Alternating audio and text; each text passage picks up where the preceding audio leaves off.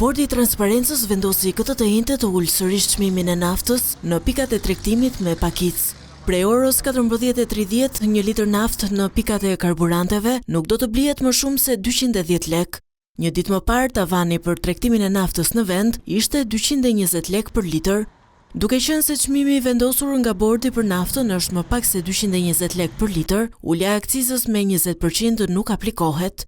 Ndërkohë, sipas vendimit të bordit, zbritje ka pësuar edhe çmimi i benzinës, i cili nga 181 lek për litër arrin në 173 lek për litër, pra 8 lek më pak. Këto çmime do të jenë në fuqi deri në mbledhjen e ardhshme të bordit, ndërsa operatorët e shitjes së naftës paralajmërohen se nëse kapen në shkelje, do t'ju pezullohet aktiviteti. Në tregjet e huaja, nafta e papërpunuar tregtohet në rreth $100 për fuqi dhe çmimi është i luhatshëm në varësi të zhvillimeve në ngushticën e Hormuzit.